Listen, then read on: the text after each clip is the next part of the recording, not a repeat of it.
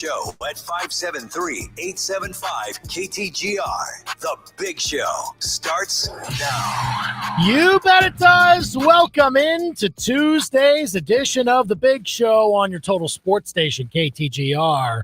Andy Humphrey and Brendan Schaefer here.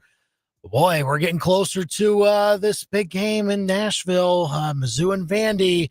Of course, Brendan is wearing the correct hat, as he would, you would want him to make sure is the case. He picked his goal. I don't have a Vandy hat, to be clear. Right. I don't own one. Okay. The only Vandy paraphernalia I think I own is your fault, technically, because what? Well, I can explain. Your bachelor party, we went to the Nashville Sounds game, and they were giving out those Dansby Swanson themed T-shirts in Vandy colors. That's right. At the Sounds game, the AAA affiliate of the Brewers. And actually, my wife usually wears it. And so I told her, hey, you can wear whatever you want to this game, just not that shirt. That would be the one that I would have to say. I'd have to put the press no on that one, just because literally Vandy colors. But otherwise, whatever pleases you. But what other point are you going to wear it? So you're in Nashville, when in Rome, right? I'll be wearing I know Mizzou and Vandy are both black and gold. I'll be in the Mizzou flavor of gold. Well, this weekend. We're getting closer to that point. Tell us what you think about the game. We'll give our thoughts on what Eli Drinkwitz said as he prepares for the game, prepares his group to take on the Vanderbilt Commodores, ranked number 10 in the country. We'll also have our good, bad, and ugly from the NFL Week 7 at 5:05. You can text us yours at 875-KTGR. The injury expert, Will Carroll, also joins for some chatter on NFL injuries and the World Series matchup that is now set. Dodgers and Blue Jays. That was a fun game last night. Call or text us, 875-KTGR. You can also tweet us at KTGR Big Show and find us on Facebook, where we're live right now. We're also live at KTGR Sports on YouTube. Be sure to leave us a comment, subscribe to that channel, and watch us live if you have the chance to.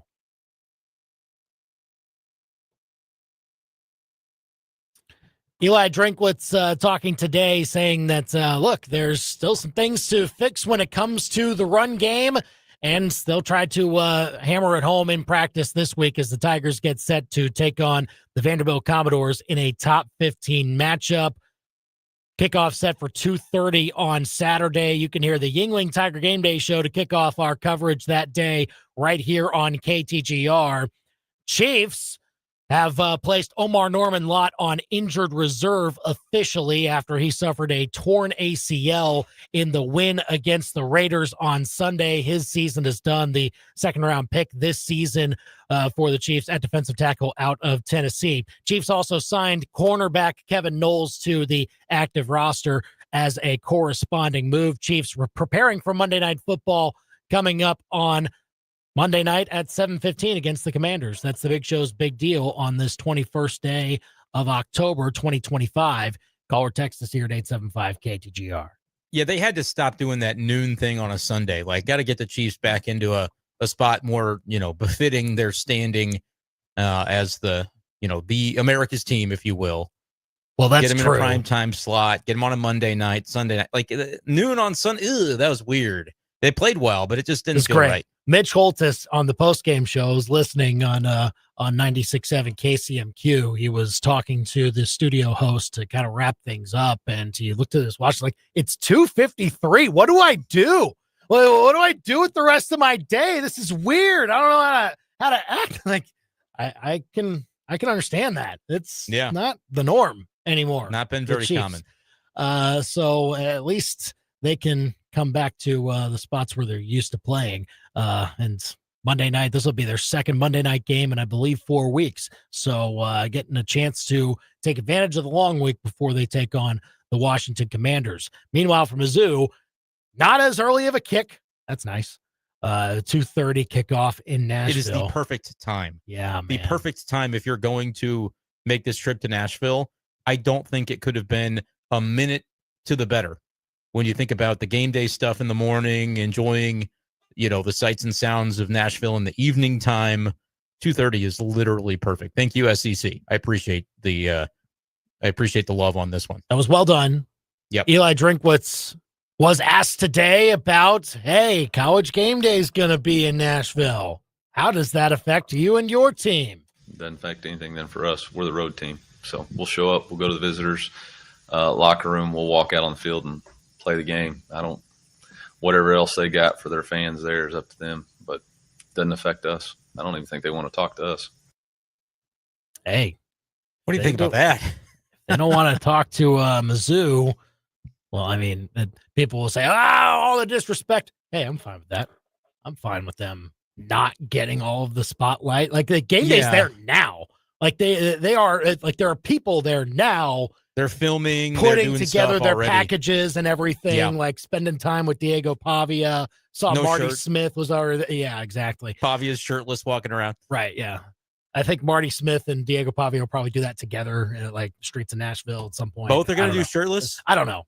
But that would be what Marty Smith does, I suppose. That's the Okay, type of he guy may is. wear a shirt. We don't know. We'll try to find out. We'll find out. I don't know. I think it's kind of fun because this whole Vandy thing is very fun. I will add that like it doesn't happen this weekend if Mizzou isn't also good enough to be featured on, the kind of game of the week. And so we pulled our weight in getting this to happen for Vandy, so y'all are welcome. But I also think it could be very fun to kind of play the villain a little bit. Like, you don't think Eli Drinkwitz, to the public, he says, game day, whatever. You don't think he's going to have a speech talking about let's kind of spoil their fun, spoil their story? I think absolutely you can take an STP mentality into it when he talks with his team. I think the way he talks publicly doesn't have to match that because you're not trying to give any bulletin board material to Vanderbilt. But I absolutely think that's going to be a theme of the week of, hey, look, everybody's ready to crown these guys, and it's a good for them, rah-rah story. Let's ruin their day. This is about us, and I absolutely think you can kind of carry that mentality into a game like this one, and it can help you. I think Vandy, for as great as they've been, for as great of a story as it has been to this point, it started last year, like when they beat Alabama and thrust themselves onto the map, and were able to then steer it into a year where, like, before the season in the Netflix documentary, they're talking like, hey, national championship, let's go. And everyone's like, very funny. Told Feinbaum it was happening, and Feinbaum was like, okay, just make sure I heard you correctly. But, like, that bravado has gotten Diego Pavia and this Vanderbilt program really far. It has. But it's not over. It is not over. And, like, with game day coming to town, like, you've got when's the last time game day went to Vandy? Like 08, I believe, is the answer to that question. Yeah. 08. Still a long time. I thought it might have been longer, but I don't know how long game day's been around. But to be honest, like, this could be, Mizzou certainly hopes, the moment where Vandy gets a little bit too blinded by the spotlight, right? Because again, I don't think you can count on that if you're Mizzou. Like, no, like you're not going to come in expecting to get their C+ game instead of their A game. But like, it could happen. Yeah. Like, punch them in the mouth early and see how they respond based on what all has happened this week to them. And so like, that's kind of the mentality I would think that Mizzou wants to try and instill as much as possible in this game, is that, look, if they get knocked down early, will they be able to pick themselves up? Because look, I thought they started really well against LSU and were able to ride that success and their home ground and everything like that to what ended up being a back and forth game, but still one that you didn't necessarily think that Vandy was going to lose with how they were playing. No, they composing themselves. What you want is something similar to what Alabama did to them, and say, like, look, we need to orchestrate some long drives. We've got to take the crowd out of it as early as possible and just see what happens. Now, of course, Alabama got their home crowd in that situation, but I think the approach can still be the same for Mizzou, that if you get back to what you do well, then maybe they're not as ready for it this time around. Who knows? I don't know. I think I looked at Auburn that way of like, oh, they've been kind of pushed, and a team without a lot of mental fortitude might just crumble given what Auburn had been through the last 3 weeks prior to the Mizzou game. And they kind of did, kind of didn't. I mean, they played pretty well by their standard and Mizzou just found the winning plays in the end. Drink has talked about that. Auburn didn't find those plays. But when you go into this Vandy game, I don't view Vandy as that type of team that you can push around and take the crowd out of it. I think it's going to be that kind of back and forth game. The over-under is at 51.5. I lean over. I think you get to 30 points, you feel decent about your chance to win, but it still might not be enough. I think this is going to be a game of punch, counter punch, and it's really going to be more about the offenses and the big special play by the defenses, where like if you get that takeaway or you force that fumble, you return that kick that nobody's expecting, you run that fake that ends up working to perfection. I feel like those are the elements of this game that could swing it in one way or another, but I expect both offenses to be humming, to be honest with you. Like, I know that we've got a lot of thoughts about how Mizzou played offensively against Auburn. I think there's a lot of reasons for that, and I don't believe that they are going to be overwhelmed by the Vanderbilt defense. I think this is a defense that if Mizzou plays its game, they can move the ball too. Vandy's going to move the ball. Mizzou can move the ball too. Well, Vandy has been very efficient, and so we'll see what Mizzou tries to combat with defensively when it comes to that. Give us your thoughts at 875-KTGR. Eli Drinkwitz was asked about the struggles that the run game had at Auburn this past weekend. Here was his diagnosis. Hang on. Here was his diagnosis. Well, if you're going to win on the road, you need to be able to run the football. And like I said, I think, we have to be better at pad level. I didn't think our pad level was right. I didn't think our footwork was very good. We weren't staying square. We were crossing over, so our second step wasn't where it needed to be. Our hands weren't in the right placements. We looked timid, like we weren't sure what we were or why we were running certain plays.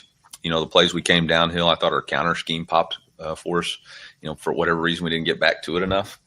So I think it's a combination of making sure that we come back to plays that work, and it's a combination of making sure that our offensive line and tight ends are playing aggressive, and they aren't overthinking it and playing with better fundamentals. And that's on our coaching staff to get corrected. That last part. Oh, that whole thing like was yeah. That wasn't just the last part. What was the line where he mentioned our counter scheme was working well for one reason or another? We didn't really get back to it. There was an undertone of some play calling opportunities were left on the table, is maybe the polite way to put it. And I think that we all felt that watching the game on Saturday. We came on this show yesterday and talked about that exact thing, and it sounds like Drinkwitz feels the same in the way that he described things today in his press conference. Well, and if it's about the fact that maybe it worked once and then you tried so many other things that didn't work, and then you feel like, well, can we go back to it at this point? You're boxed out of being able to run the ball with that, whatever it would look like. Yeah, I mean, there was again. I'm not too upset with how they handled the end of regulation. I am upset with how they handled the first overtime. But the main reason is that it seemed that, according to Drinkwitz, from what he said today, that maybe players were caught in between two minds of where actually to be, where to actually execute the play that they're asked to execute. And so that led to some breakdowns that led to defensive players leaking into the backfield and the offense kind of stagnating when you try to do what you want to do well, and it doesn't work because, as Eli Drinkwitz said, thought we looked timid against them. Yeah, like uncertain in certain ways. In the counter thing, like I feel like that's a little bit of what we were talking about yesterday, where even within the run game, the type of running plays that you're running, more of the just kind of run into the brick wall play, whereas you go with a little bit of a counter action. All right, you might get those defenders push in one direction, and then that's potentially how Ahmad Hardy gets freed going the other way. Try to mix something up and get him into space a little bit more rather than asking him to basically, hey, you're going to be hit 2 yards behind the line of scrimmage, and then you're going to have to break 3 tackles, and then maybe you can get 5 or 6 yards out of it that way. Some of that, I feel like you can be more. It's not just a question of run the ball, throw the ball. It's a question of when you're running the ball, is it the play that's been working? Is it the style of play that's been working? And does everybody know their assignment? Not overcomplicating things, because I feel like we've heard this with the defense as well, him talking about, maybe trying too much of trying to be a jack of all trades in certain regards with play calling, rather than becoming the master of the, the couple of things that you do well and then kind of sticking to those things. It feels like maybe a little bit of that bleeding to the offensive side of the ball as well. And him kind of, criticizing in the way that he does, right? He's not laying anybody out in terms of the coaching staff, but he says, as a staff, we need to address some of these things, but he sneaks in a little bit of for whatever reason, we didn't go back to this and it was working. And we need to, kind of bear that in mind. Well, and talked more about it when asked about how do you avoid being stagnant, or how do you get away from things that were working? We have to take the gray out so that we can play faster. I think when you watch, there's some timidness, like we're not firing off the ball confident, and this is our target, this is our landmark, and we're resetting a new line of scrimmage. We were like timid on what they were going to do. We have to eliminate that gray. And then we have to do a better job of coming back to plays that are working and not getting away from them. When you hit the counter for 8 yards and you don't call it again, that ain't good, period. And that's on me. Okay. Hell, I knew it was a good call. I got to reinforce that we got to get back to it. So, that's everybody. And I think more than anything, I'm taking ownership of it's got to improve. And it's not fair, I think, as coaches to get up here and illustrate or push all the blame to the players. Like at the end of the day, it's my job and it's our coach's job. We get paid a hell of a lot of money to put these guys in the right positions, and we got to do it. Yeah, it's like it's kind of Drinkwitz's way of saying all of us have to be better, but he says, look, it's me. I have to be better by reinforcing it, right? He's not being shy in the way that I'm going to make sure Kirby Moore knows that we need to do it this way. Yeah. This is kind of the first time we've really seen, correct me if I'm wrong out there in listener land, to this extent, Eli Drinkwitz, since giving up the play calling duties. Because remember, he came in as the offensive play caller and then a number of years ago said, I've got to be more of the CEO and we've got to delegate that task. But it feels like from this game in particular, which was an ugly game, and an ugly game can certainly inspire this type of thinking. He's going, why are we doing a little bit more of that? It works so well. And so that's communication with coaching. He trusts Kirby Moore to do his job. But I came away from that game saying it's been a couple of games in a row where I wasn't overly thrilled with Kirby Moore's performance as the offensive coordinator. And it sounds as though that's, without saying his name, that's one where he's doing the appropriate CEO thing and saying, I've got to reinforce, simplifying, right? When he says we're playing timid, it's a matter of maybe trying to do too much, trying to get too cute, a little too creative, rather than saying here's the basics, here's our target on this play call, and here's kind of our the theme. We kind of lost the plot a little bit maybe in some of the ways that we were calling that game. But he's doing a great job of putting it on we and not saying the players did this, Kirby Moore did that. I think out here we look at it and say, would love to see the offensive play calling be better. And it sounds as though Drinkwitz is feeling the same way, aware of it, and prepared to take responsibility for it. And even though it's not really him doing it, but it all falls under his guidance and leadership. So I thought that was encouraging to hear, I think, because that's going to be when you come into the scheme against, okay, what does Vandy do well defensively? Now figuring out how do we combat that and do it effectively and sticking with what works so our players are confident in what we're calling as well. I feel very good about the way that they're going to handle this week and approach the game plan to the Vanderbilt game. Call or text us 875-KTGR here on the Big Show. So you think this gets fixed? Whatever fix needs to be made, a quick fix essentially from Ahmad Hardy getting 24 carries for 58 yards. I know he scored twice, but you think that they'll get back to what maybe we saw them do, maybe not before Alabama, because I think they ran fairly well against Alabama. They went 160-something yards in that game on the ground. Yeah, 5.5 yards a carry, I think, as a team still with how they averaged out. Just maybe didn't get as many opportunities to run. And so, the way that they can get back to those basics, I suppose, that they're looking for has to happen this week. But you feel confident that it happens?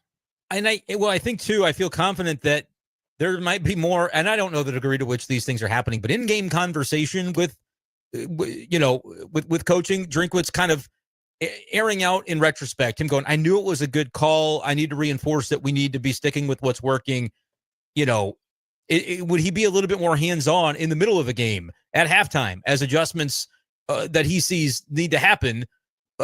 Or is that all stuff that has to take place in between the games and he has to equip Kirby Moore with kind of the vision of here's where we fell short of it last game, but he's not going to meddle with it during the game, right? Like I'm curious to see maybe the way that breaks down, but I do think because he is being so forward with it and talking about it to the media, there are those conversations happening with him and Kirby Moore, him and the offensive coaching staff throughout the week to, kind of look back at where they maybe left some meat on the bone when it comes to play calling and it comes to those sorts of things. So I do believe that they have a handle on it because it didn't sound phony. It didn't sound fake the way that Drink talked about it. It didn't sound like coach speak or lip service. It sounds like a man who, thinking back on that game, is relieved to have won it. And if they hadn't, would probably even have more frustrations about, for lack of a better phrase, just the meat left on the bone from that side of the ball.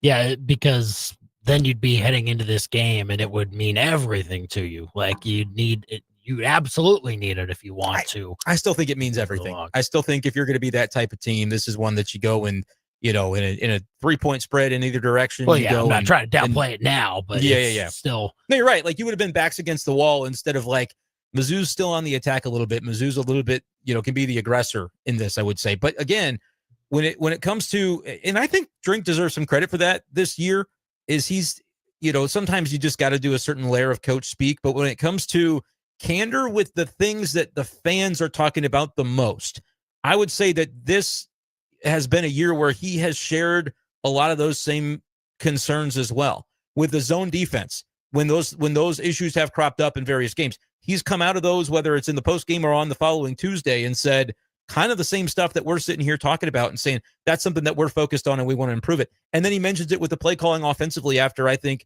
a game where that was not at its best. And he's not doing it in any way that's derogatory, but I think that's where I say I do believe that it's going to get fixed, because in my mind, he's looking at the things that everybody else is looking at saying, man, I really wish they would do a little bit more of that. And he's going, yeah, same thing. And now we just got to get everybody on the same page and execute it. But I'm not sitting here going, they don't see the thing that I see as a problem. They clearly are looking at the same stuff we are.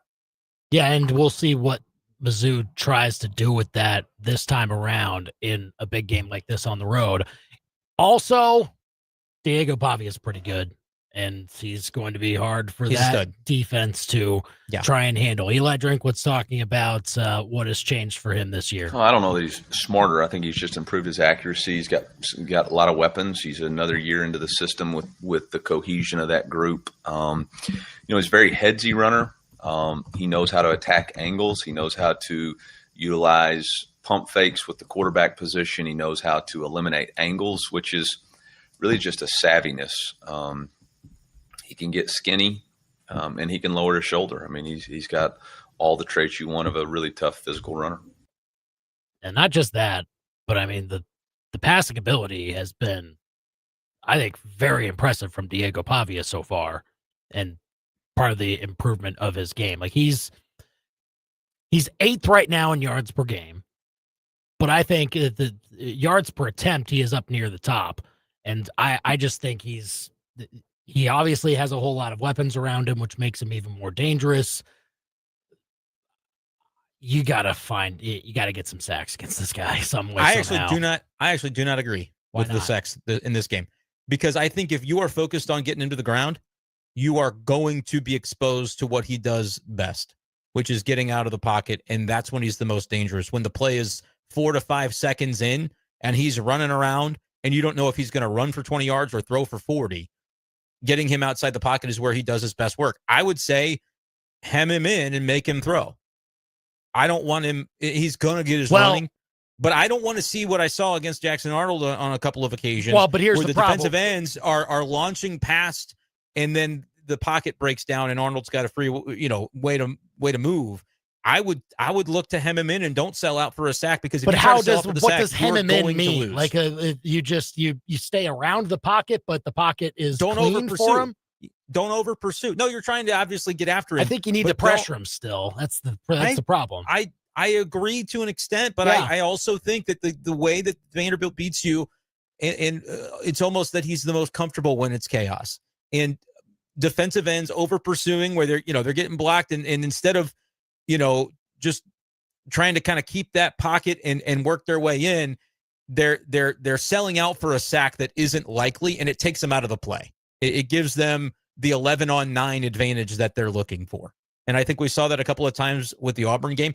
Jackson Arnold's not nearly as capable to take advantage of it. I think if you do that with Pavia, you're asking for trouble. I don't have the right solution. I think you spy him for sure. But I would also say you're careful with thinking about the way to aggressively blitz, because I feel like that's what happened against LSU when Blake Baker was your defensive coordinator, and it allowed for Jaden Daniels to do both at will. And I would rather, you can't do it to a fullest extent, but if I can make Diego Pavia a little bit more one-dimensional than, over pursuing, and then I'm exposed to the 40-yard gash play, I would prefer to try and But you have to rush him. Like, you do have to move him around somehow, because under pressure, he is not the same type of thrower. And I think that's the case for pretty much any quarterback. But he can run for 30 yards. No, I get that. But if he gets out of the pocket. That's the challenge. Like, that's the balance that you have to strike. I don't think the answer, though, is something similar to what you do or like what Mizzou maybe was going to do with Lenora Sellers, where like you knew he could beat you with his legs, and you weren't sure about his arm at the first point that you were facing him. This was last year, but he ended up beating you with his arm. It's like, okay, that's fine. That I don't think you can do here, because I think that Diego Pavia's arm can also really hurt you. Yeah, and that was the question that was asked with the clip that you just played, and the way that the question was phrased was, has he gotten smarter this year, Diego Pavia, with the way that he is doing those things and become more of a threat as a thrower? Because he played against Missouri. He went 14 of 23 for 178 yards and 2 touchdowns. He ran for 84 yards. But like, I would say that player that Mizzou played against, he had a really good day against Mizzou last year. But I think that they appropriately balanced trying to be aware of his running versus, trying to make him throw. And, he didn't have an overly successful day throwing. I think he's got more weapons this year, and he's a year more experienced, as Drink said in his answer, a year more mature, a year more savvy. But I would still, I don't know. I would say that last year, that was maybe the one element of everything that Batoon has done that I feel maybe a little bit better about than what happened under Blake Baker, which was they just absolutely had the wrong game plan for Jaden Daniels, I think. And last year when Mizzou was facing these mobile quarterbacks, for the most part, they didn't get chewed up. I mean, you think about Tommy Castellanos as another example. Right. They had some moments in those games, and Pavia did too, but I didn't feel like it was they took you out of it because of the Mizzou game plan. I feel like if you can look back to what worked from last year against the same quarterback and the same team, try to build from that and tweak it, but don't overhaul it necessarily, because it wasn't. There's a better Vandy offense, but it wasn't like Mizzou got totally chewed up and spit out by Pavia last year.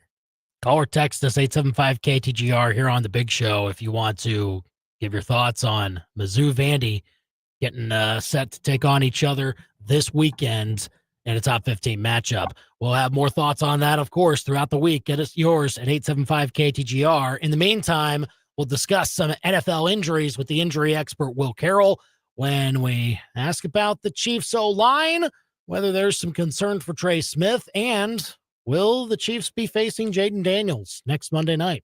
We'll discuss with the injury expert Will Carroll next on The Big Show. The Big Show with Andy and Brendan continues next on your total sports station, KTGR. Okay, Andy, fast breaks, buzzer beaters, and block parties are back, and Underdog is the best place to get in on all the basketball action. You can make entries and win money right now in Missouri. I know you're excited for basketball season. I am. My Rockets open up the season tonight. Tough test against the Thunder. We'll see how they do. But I think Amen Thompson will have a good game, so I'm going higher than 21.5 points plus rebounds for him. But I also think the Thunder are going to have a pretty darn good day, especially Shai Gilgeous-Alexander. He can do it all, obviously, and so I'll go higher than 43.5 points, rebounds, and assists for him as part of my Underdog entry. It really is that easy to play on Underdog. Just choose whether your favorite players will go higher or lower on stats like points, rebounds, steals, and more. And if you get your entries right, you could win up to 5,000 times your cash. So download the app today and use promo code KTGR to score $100 in bonus funds or bonus entries when you play your first $5. That's promo code KTGR. Underdog, make plays, win money. Must be 18 plus and present in Missouri. Terms apply. See assets.underdogfantasy.com/web/play and get terms _DFS_.html for details. Concerned with your play? Call 1-800-GAMBLER or visit ncpgambling.org. Right there. That hole opens up, and he did not hesitate to hit it. Seriously. You don't have to live like this. Just trying to watch football and laugh at obviously hilarious things the broadcasters say. Your favorite team plays outside. You should be watching them outside on a Crutch's deck. Yeah, he got penetration there, but he just couldn't finish it. Get a custom outdoor football watching oasis with Crutch's Custom Exteriors. True beauty is on the outside. CrutchesCustomExteriors.com. We're moving faster and faster these days with limited time to make an impact on potential customers. Hi, this is Jimmy at Pro Designs. For nearly 2 decades, we've worked with companies to build strong brands. At Pro Designs, our team can create a vehicle wrap to drive market share, growth, and profits. Connect with your customers on the go, on the road, and on the job site. Visit us on the web at PRODEZIGNS.com. Come see them at their locations in Eldon or Columbia off Rangeline Street and I-70. Pro Designs, but the better than a billboard.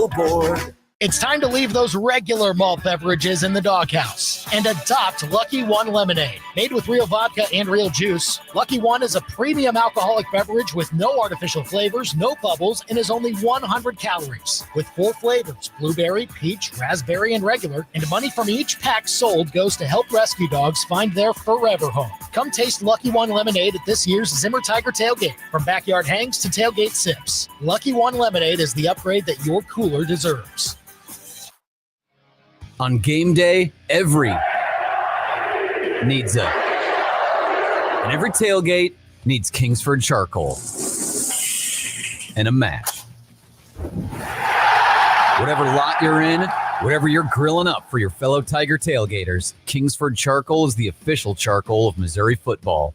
Without it, you're just standing around in a parking lot. Since 1920, Kingsford has been proud to fire up your tailgates with friends and family. Kingsford.com. This weekend, cancel your plans. Brunch is calling at the Dive Bar in Columbia. Start with biscuits, not just any biscuits, local made, buttermilk, sweet corn, even gluten-free, smothered in scratch-made gravy, pork sausage, or the chorizo. Don't forget the loaded biscuit, fluffy omelet, drenched in gravy, stacked so high it's basically brunch art. And then there's the Dive Cristo, smoked ham, house-made raspberry jam, gooey cheese wrapped in a flaky puff pastry. The Monte Cristo wishes it was this good. Brunch Saturday and Sunday only at the Dive Bar in Columbia. Don't just eat, experience. Tired of calling Andy and Brendan? So are their wives. Then shoot them a text right now. 573-875-KTGR and become part of the Big Show.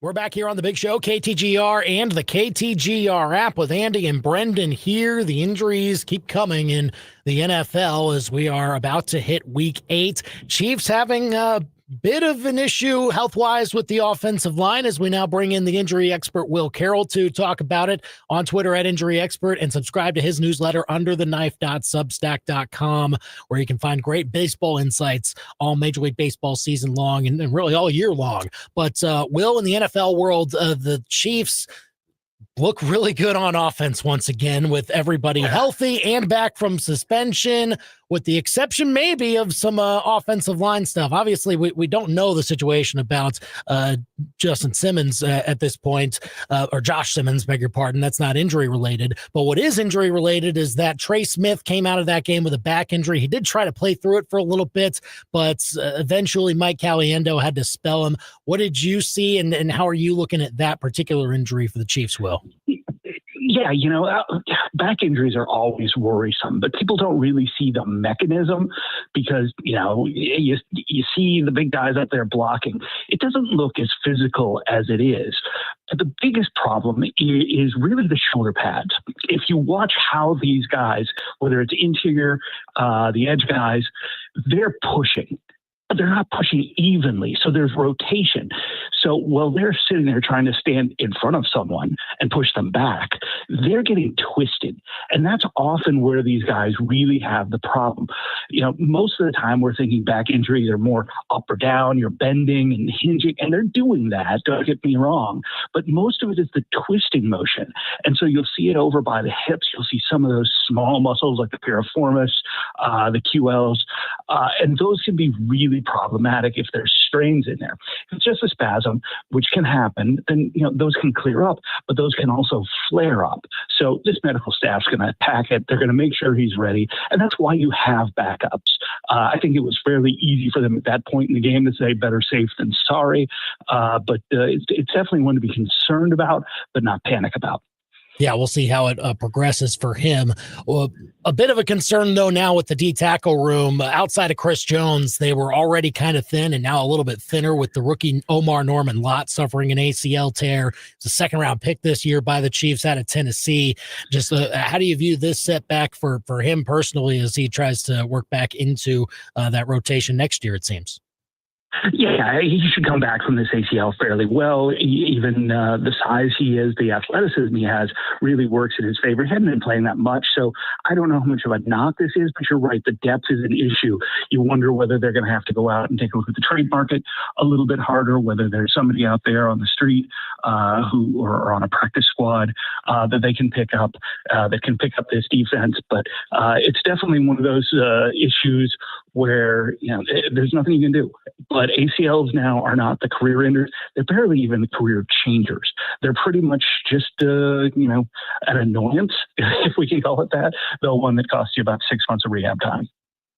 Will, I want to ask you about a quarterback here, Jaden Daniels, dealing with an injury right now for the Commanders. What's his status and how long could he potentially be out? Yeah, this one's odd because we know he had the minor knee injury, missed a couple of weeks with that. Mariota came in and did a decent enough job. But yeah, they're similar kind of players. Obviously, Jaden Daniels has more upside at this stage in his career than Mariota. So you want to have him out there. But it was a very odd injury. He twisted, he came down. Originally, me and the announcers were looking at his ankle, and then he grabbed at his hamstring. And remember, that's almost always, unless it's a foot injury, because you can't reach down your foot. But if you injure a knee, you grab for your knee. If you injure a hamstring, you grab for the hamstring. It's just human instinct. So when he did that, it was very, very clear. So I don't know if it just stretched the wrong way, whether he had been having problems with it, whether it was just a cramp. The Commanders are saying they're not that concerned about it. So we'll have to watch the practice reports here at the end of the week.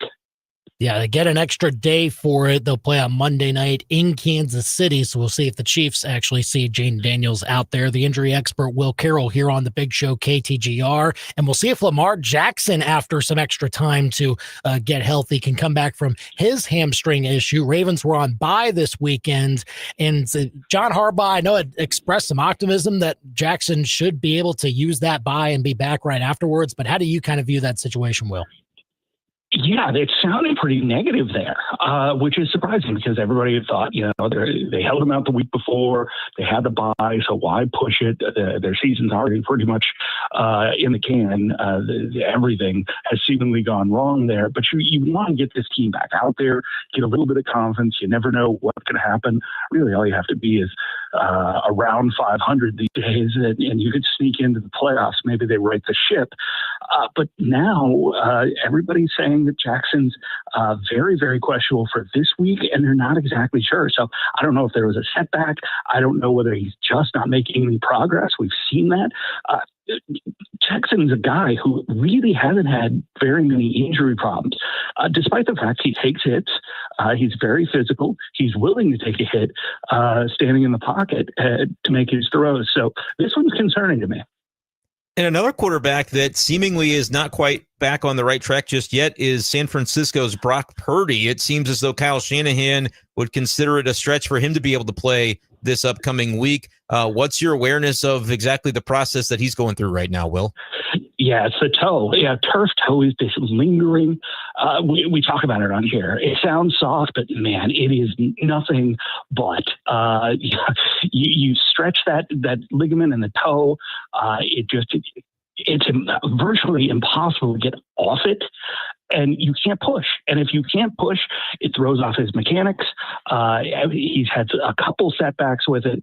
So this is definitely one where they've just got to wait on it. There's not really a whole lot you can do. They've done all the things they thought they could do. They've had shanks. They've used different shoes. They've used electrotherapy, which is a common one. So we'll have to see exactly how this plays out. But turf toe is one that really, really can linger. Injury expert Will Carroll here on the Big Show, KTGR and the KTGR app. The Buccaneers can't seem to catch much of a break injury-wise themselves, particularly in their wide receiver room. Let's maybe start with Mike Evans, who came back from the hamstring strain yesterday in the Monday Night Football game, but then takes another big hit, a broken collarbone apparently. I think also a concussion in there too. So just how have you seen that now that Mike Evans with that collarbone in particular is going to miss most, if not all, the rest of the year? Yeah, this one's going to be interesting to see on the timing more than anything else. Broken collarbone is a broken collarbone. There is talk that they're going to have to go in there and plate it. That doesn't change the timing of it. It's just whether or not they think it's going to be stable in those first couple of weeks. It's often easier to just go in there and plate it and be done with it. But if we get to the 6 week, 7 week mark, are they going to bring him back? Is it going to take the full 8 to 10 weeks? And if so, we're into the playoffs. And if they're there, he'd be a big boost, you'd think, but missing that much time is going to be difficult. Then the bigger question is, who the heck is Baker Mayfield going to be throwing to? It's going to be a bunch of guys who you've never heard of.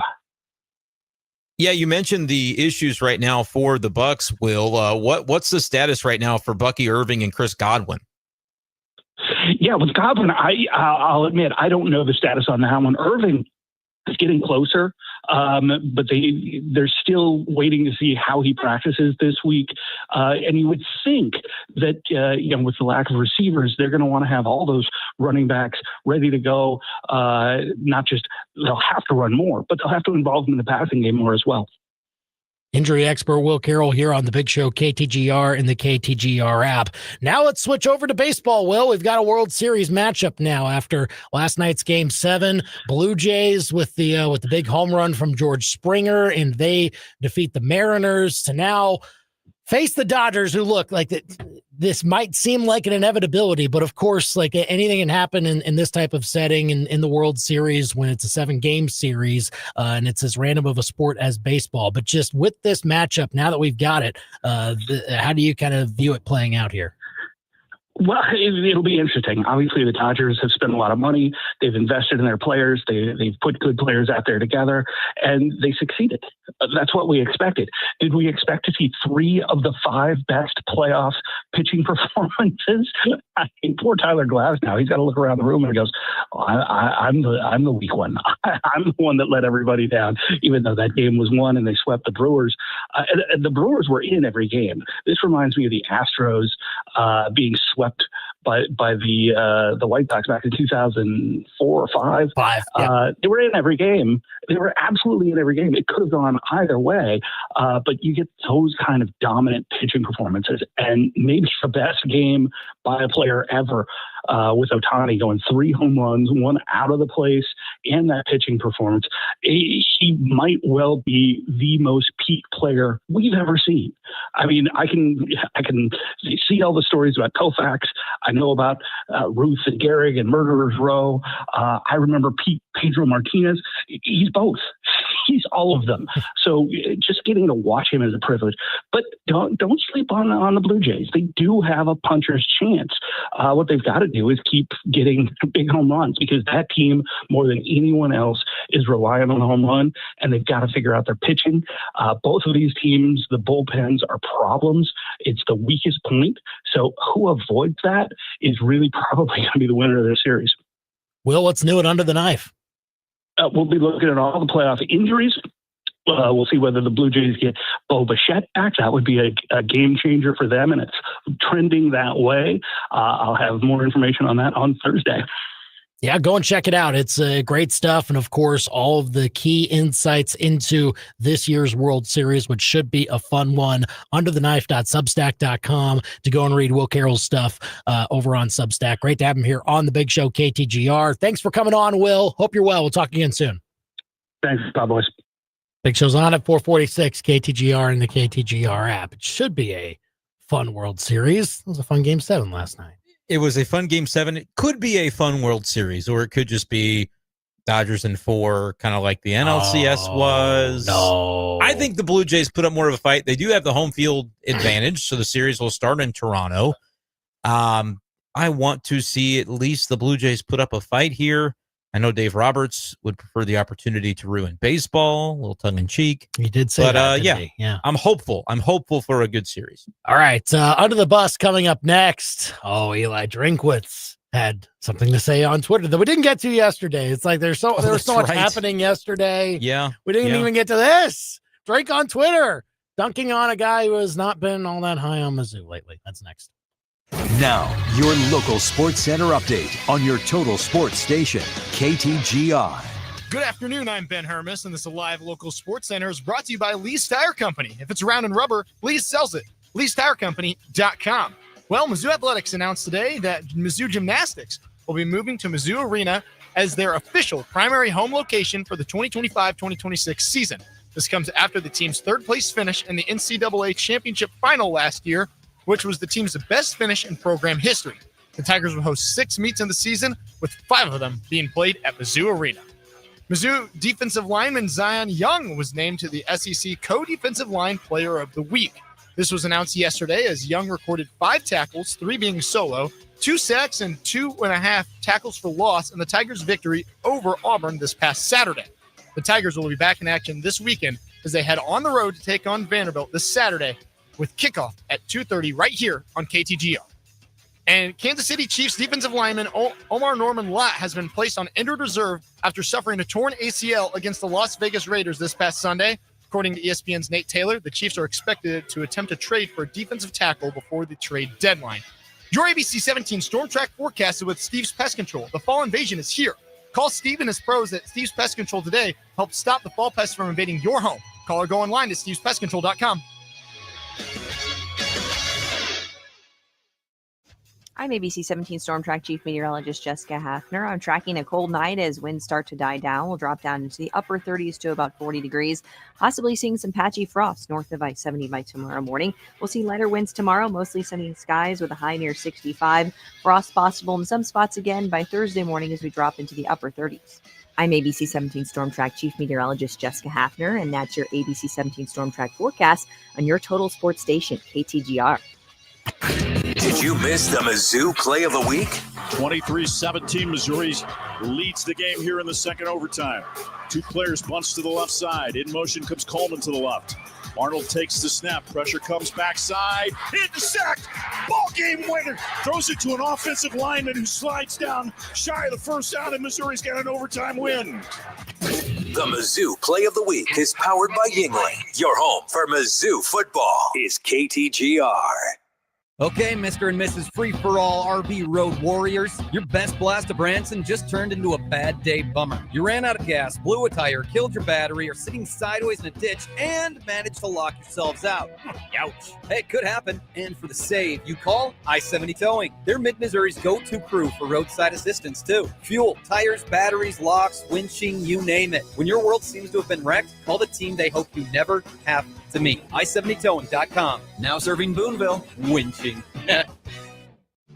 There's no one-size-fits-all when it comes to football weekends, and that's what makes Yingling such a great pick. From traditional lager to light lager, flight, golden pilsner, and black and tan, they brew a beer for everyone's taste. Whether you're manning the grill, setting up the tailgate, or just watching with friends, Yingling's got a flavor that fits the moment. Brewed with nearly 200 years of tradition by the oldest brewery in America, Yingling.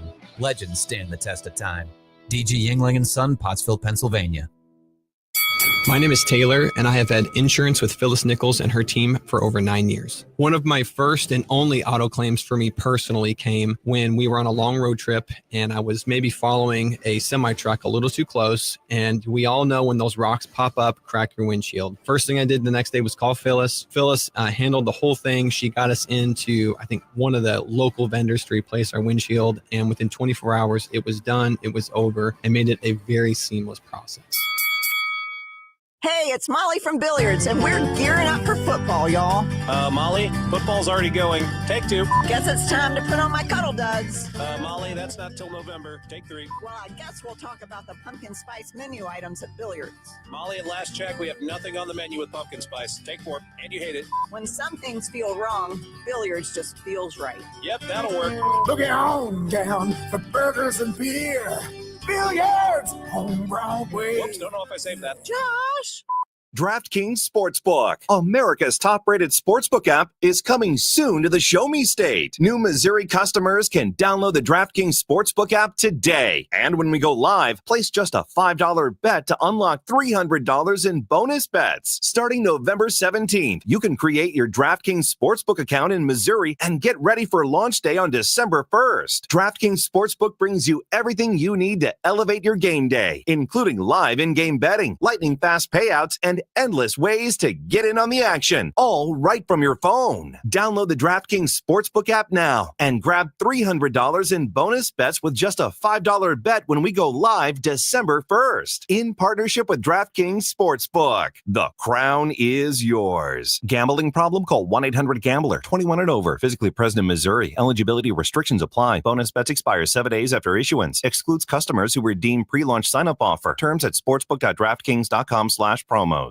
Your to-do list keeps growing. Stop and breathe, because Bax Homeworks has the ultimate team for getting things done in 2025. Big or small, they truly do it all. So simplify the workflow and leave all that to Bax. Bathroom remodels? Check. Building the best deck? Yep. Patching the drywall? Easy. What part of they do it all did you not understand? Schedule your free estimate today. Then sit back while Bax Homeworks does their thing. Find them on Facebook or at BaxHomeworks.com. Bax Homeworks, getting your to-do list done. If it's Mizzou sports, it's happening here. Now, back to the Big Show on KTGR. It's time to go under the bus on the Big Show. We're a little late on it, but we didn't even get to the fact that Eli Drinkwitz tweeted at Brandon Walker with the video of Zion Young's emphatic response to winning the overtime coin toss. Yep. We want to call it that. Brendan, you asked him to come for Brandon Walker next, and well, he went ahead and did it. I know that he has seen my tweets at least one other time. So it's possible that he did see because Drink had the erroneous with the field goal, thinking that Mizzou, the field goal was good by Robbie Meyer. And so he kind of made his way toward midfield, realized it, and obviously, retreated at that point. But there was some podcasts, different folks kind of poking fun at that. And so then he retweeted one of those with a picture of him standing up on that pillar where he was kind of getting hyped up with the Mizzou fans after the game. I thought that was really cool. Truman the Tiger was there, which my son Gabe thought was really cool. And so, it was kind of like, he's kind of doing his thing where he's poking back at people on Twitter. And so I retweeted him and said, as a one-time victim of this type of thing, I think he should go after Brandon Walker next. I think it was like 12:38 a.m. And at 12:42 a.m., he sent the tweet, tag Brandon Walker. So maybe, just maybe, I'm trying to, play it smart now and understand I'm a team player here. But I thought that was good because Brandon Walker has not been a team player when it comes to Mizzou stuff. Well, he predicted Auburn was gonna was he ever really a team player? I even question that. It's just he came in originally and was very pro Mizzou early in the season. Then he got so sad that Mizzou fans didn't, worship him for predicting that Mizzou would beat Alabama, that he started blocking everybody, myself included, and then predicted that Auburn would ruin Mizzou's season and all this garbage that I'm sure Drink had been aware of, right? And so maybe my tweet was just like a reminder of like, oh yeah, we gotta get this guy, and he did. Yeah, he did well with that. At least he did well with the game. That's mostly, I think, what Mizzou fans care about more. But had fun with it as well.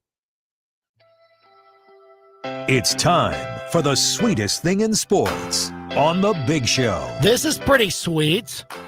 Mizzou Gymnastics going to make their primary home Mizzou Arena now. Used to be the Hearn Center, and that was the case ever since the program started back in 1980. But now they're going to be playing at Mizzou Arena, and I think that's a savvy move. Right after they finished third in the country, they move up to a bigger venue, more space. I think I haven't been to a gymnastics match or not a gymnastics meet, I should say. I called it a match. That's on me. A meet. It seems that maybe it was a little bit of a tight fit around the Hearn Center, but I think now more space, and Mizzou Arena is going to provide that. Yeah, and I don't know what's going to end up happening. They've talked for years about the space where Hearn Center is, and they use it because they've got it, Andy. But I don't know, down the road, I could see them kind of reimagining the space on that part of campus, and so this is kind of a natural transition. You have that state-of-the-art building, and we all love the Hearn Center as well, but I think that's a cool thing. Yeah, I mean, they'll still use the Hearn Center for wrestling too, and volleyball for the rest of the year. So it keeps everybody in their own venues and things like that. All right, we can lose the music for a little bit here though, because another sweet thing, because this is also back. Oh baby! It's back! It is officially back tonight with the NBC on NBA. This is pretty cool. So I'm excited. I'm excited for John Tesh and Round Ball Rock to be back, baby. I'm happy for you. That'll be good. A couple of This good for me? NBA games No, it's tonight. for everybody. You're very excited about this in particular, though, and rightfully so. I'm happy for you. That'll be a lot of fun. I mean, yes, it's an all-time sports theme song. So I'm with it. So be looking forward to that tonight. All right, good, bad, and ugly from the NFL is next. Give us yours with call or text. Always ahead of the curve? Seem to know what's going to happen? Like a prophet? Prove it, Nostradamus, with Profit Shares. Predict the outcome of every black and gold game or whoever your favorite team is. It's all at Profit Shares, and it doesn't cost a thing to play. Make your predictions risk-free and win prizes like gift cards to Amazon, Chick-fil-A, and other favorites. Or donate your winnings to charities. Contests are open now. Play for free at ProfitShares.com. PROPHET shares.com. October is Breast Cancer Awareness Month, and all month long, Lee's Tire Company will be raising money for Brakes for Breasts. This is your chance to help too. When you get a qualifying brake job done at any Lee's location this month, you can choose to get or give up to $40 mail-in rebate. For every $40 donated, Lee's will match your gift all month long. Lee's Tire Company is round for you. Ooh, see Lee's. This weekend, cancel your plans. Brunch is calling at the Dive Bar in Columbia. Start with biscuits, not just any biscuits, local made, buttermilk, sweet corn, even gluten-free, smothered in scratch-made gravy, pork sausage, or the chorizo. Don't forget the loaded biscuit, fluffy omelet, drenched in gravy, stacked so high it's basically brunch art. And then there's the Dive Cristo, smoked ham, house-made raspberry jam, gooey cheese wrapped in a flaky puff pastry. The Monte Cristo wishes it was this good. Brunch Saturday and Sunday only at the Dive Bar in Columbia. Don't just eat, experience. It was 2:30 on a Tuesday when the phone rang. Brian Ware Plumbing answered the call. It was a dismayed wife. Fresh off vacation, her and her hubby came home to a wrecked water heater. It had sprung a leak, a bad one. So while the plumbing team took care of that leaky water heater, Brian's certified restoration guide, Josh, with 2 decades of experience, came in to restore the area and stop mold in its tracks. Another day, another job, another expert added to the team. Ho-hum. Better call Brian and unplug your plumbing problems. BrianWarePlumbing.com. KTGR AM Columbia, KTGR FM Fulton Columbia, K286CL Columbia, in Missouri's total sports station. KTGR.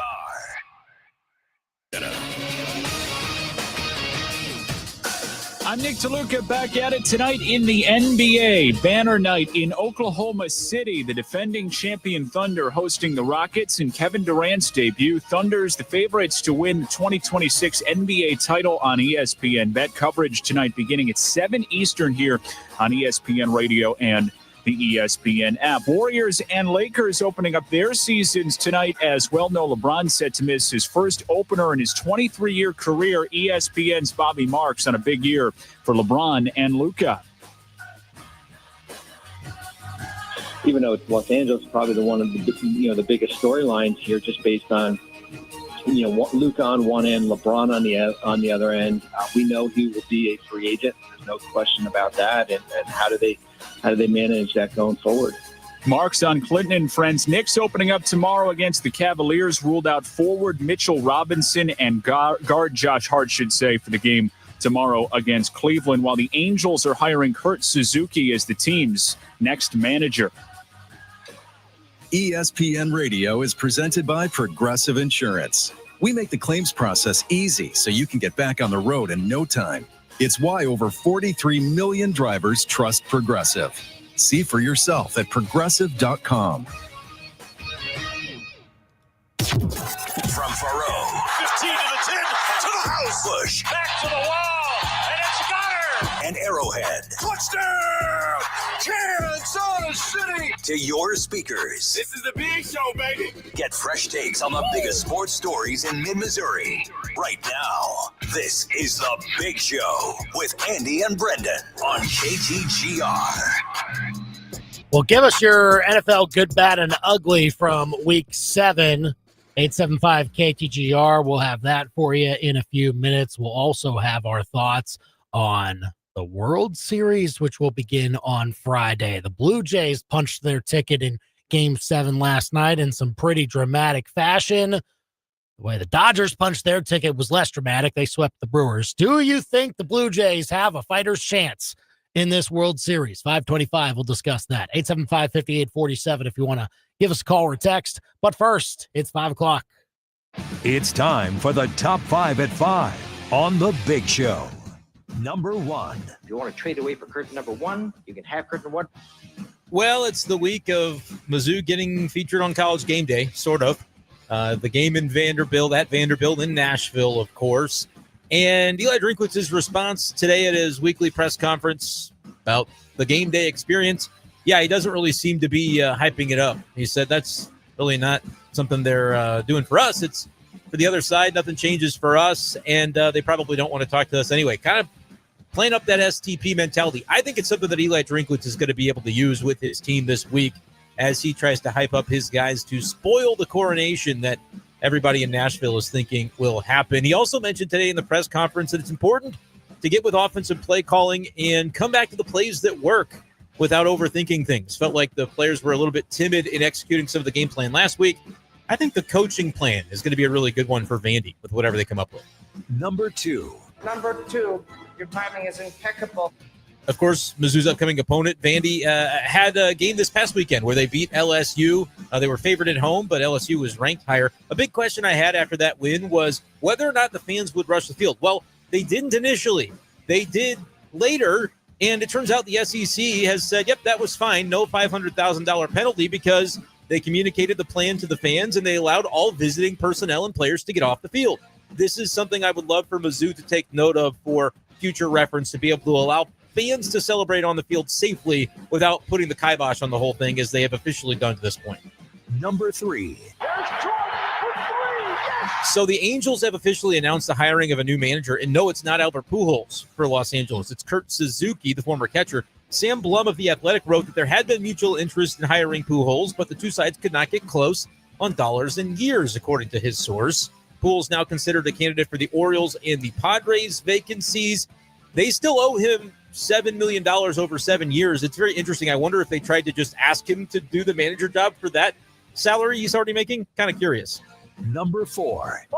Oh, shanked it. Other managerial news that's relevant to the SEC, Tony Vitello, it was reported over the weekend that he was close to potentially being hired as the Giants manager. As of Tuesday, today, nothing has happened, but he's kind of openly talking about the possibility with his team. Told his players they would hear it from him if he was leaving for another job. That will be interesting to follow. Number 5. What is the 5 fingers? Say to the face. Stop. And while the managerial carousel spins, we've got actual baseball. Friday, Game 1 of the World Series. Blue Jays. How about that George Springer home run, Andy, former Astro? That's the Big Show's Top 5 at 5 on KTGR. Call or text us at 875-KTGR. Yeah, finally, that needed something for a Houston sports fan to cheer about last night. That was, does that was that about count? as good as you could have hoped for. I Well, think. if you watch the Texans and C.J. Stroud offense try to operate, that is as good as you could have hoped for, no doubt. No, honestly, good for George Springer, man. That's a fun moment for a guy like it. He's a clutch player.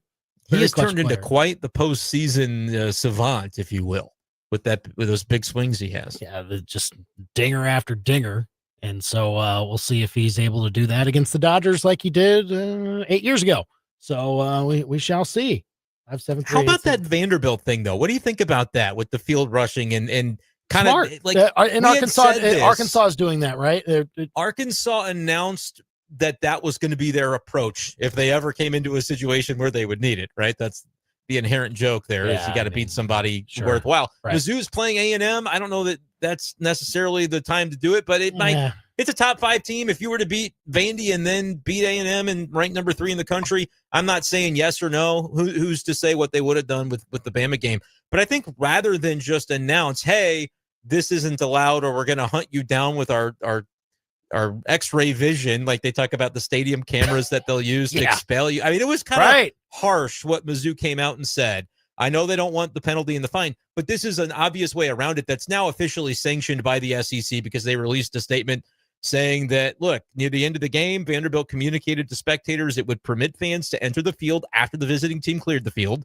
Vanderbilt fans remained in the stands until the opposing team and officials had exited the playing field, and so therefore, no issue with that, according to the SEC. So I really feel like this is something Mizzou should look at and amend from what they had officially announced before the season. And Vanderbilt had already done that with basketball last year because they stormed the field or stormed the court against Mizzou.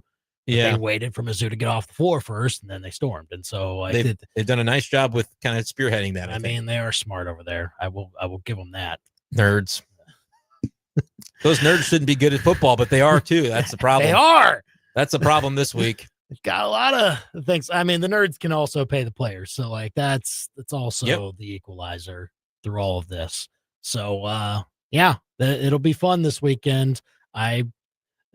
They wouldn't do it again, would they? Like if let's talk about the scenario if Mizzou loses this game. Yeah, Vanderbilt's favored in the game. Yeah. They're higher ranked.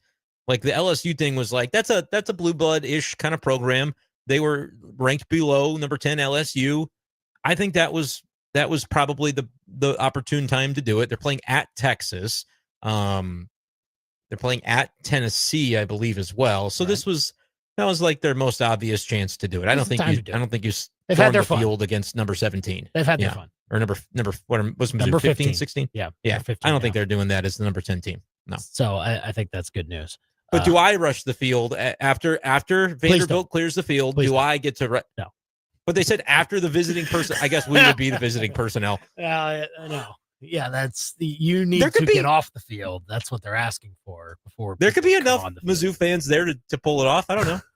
We'll see. I can't wait to see what that what joke the used to be funny. I don't think that joke's funny anymore. I don't think it's a joke. I think Nashville is such. I will bet you there are Mizzou fans who have said, "Look, if there's going to be a road trip we're going to do this year, it's going to be the Nashville one because I'm sure that's the case." Yeah. To quote Coach Dennis Gates, "It's drivable. Be there." And so I feel as though that people like me might have been planning this ahead of time just to say, hey, good trip to make. I wish there were more kind of drivable cities with the SEC, but this one's one that when it comes up on the schedule makes sense to try and do. And I think even more Mizzou fans that are seeing, okay, college game day, whatever, the prices are what they are. I mean, the ticket prices, Andy, have you been following this at all of the way these have spiked? Really, maybe just since the game day announcement. Because within the last couple of weeks, I kind of was checking because I had already purchased some, but it was like $80, $90 maybe. I'm thinking, okay, getting them for $68 a pop was a pretty good deal. Yeah. Now it's like $267 is the cheapest I see for one ticket on the secondary market. I mean, this place is going to be like I've never seen it. This sport is just so it happens in a hurry. Yeah. It happens. But this, even Mizzou, when you had Alabama coming to town, you had Kansas coming to town.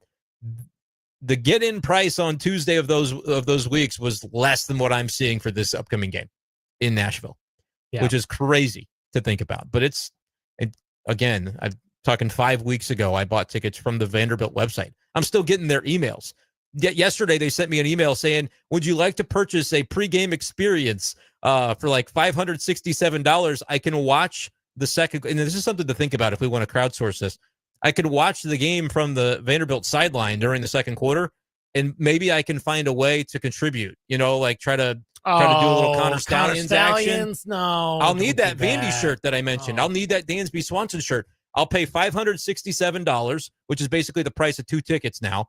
And I'll get to watch the second quarter from the Vanderbilt sideline, and then we come up with the way that I can infiltrate and try to help Mizzou. That's it? That's it. That's what it said. Wow. Kind of an interest, but you know what? They're seeing an opportunity, and I'm getting all these marketing emails from Vandy now. It's kind of funny. But they're seeing this marketing opportunity, and they're going, hey, let's make some NIL bucks off of this thing, because who knows the next time game day will be back in town. But credit to them. No, I am not purchasing the $567 second quarter sideline experience.